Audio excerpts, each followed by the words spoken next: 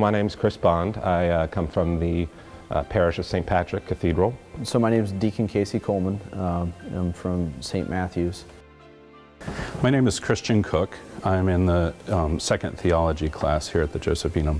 My name is Brian Becker. I'm from St. Matthew's Parish in Charlotte. So my name is Thomas Ryder. I'm from St. Mark's. My name is Britt Taylor. I am studying from the parish of St. Matthew's Catholic Church. Corey Catron. I'm a third-year theologian. My name is Alfonso Gomez. My home parish is Immaculate Conception in Hendersonville.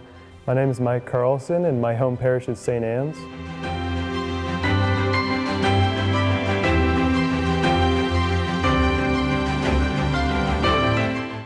The DSA ministry that has supported my vocation the most is definitely the youth ministry. I was on the Diocesan Youth Advisory Council. Was definitely helpful for me, showing me my first taste of true responsibility in the church, but also showing me the fruits of genuine labor in the Spirit. It began with the Eucharist, it began with the Eucharistic Congress, it began with the fact that our diocese and our bishop are so devoted to our Lord in the Eucharist.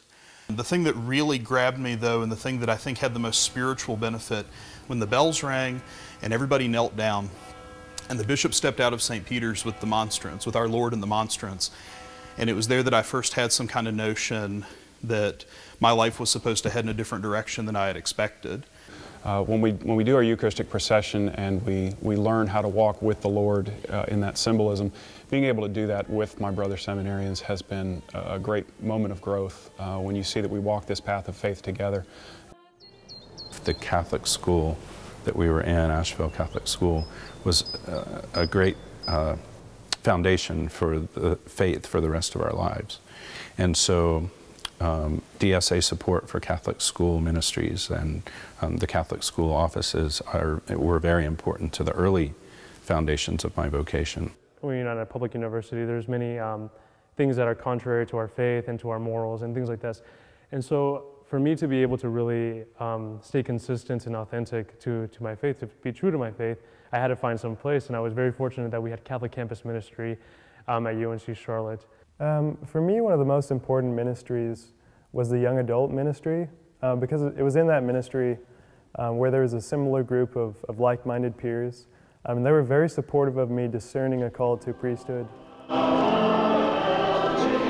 So RCIA, I think first and foremost, because that was my experience as part of my vocation story. And so the RCIA program was, being a baptized Catholic but not growing up in the faith. My main mode of catechesis through experiencing the faith that brought me into the fullness of the church and being able to practice, and that springboarded me on to where I am now as a seminarian.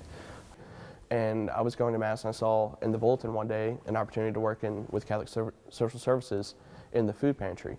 And I took that opportunity and was really there seeing the people and seeing the joy, and more importantly getting to serve people, being on the front lines and really seeing the need and responding to that need.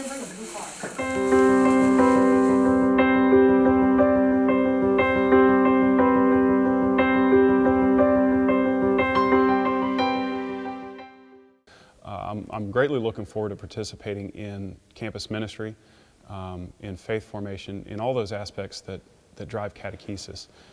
The growth that I've experienced in my life as I come to a full appreciation of the depths of the Catholic faith in her teachings are life-changing. Through faith formation, especially in our Catholic churches and schools, we can get these children before they go off to college, before the world gets to them, and we can really teach them and show them what true faith is.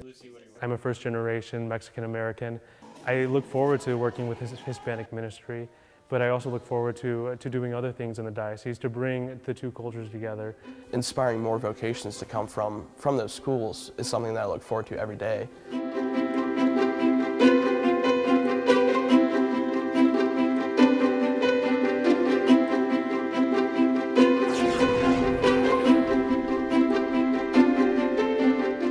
For me, sharing God's gifts is learning about the dynamics of how Christ gives His grace to us, and we pour that out. Sharing God's gifts means really everything, because everything that we have in life is a gift. We've been given so much, whether it's personally or as a diocese, from our Lord, and it's a call to really give back. Our Lord has asked me to share my gifts at different stages of my life in different ways. And the only way to know what God is asking you to share is to pray and to ask Him. You know, whether it's time, talent, or treasure, ideally all three of those, we're all called in some way to contribute what we can for the good of the church and for the building up of God's kingdom. The DSA sort of functions as the lifeblood of the diocese, as the means of distributing the gifts of the people of God to where they are most needed. As a seminarian for the Diocese of Charlotte in the 1980s, I too encountered the idea of sharing God's gifts.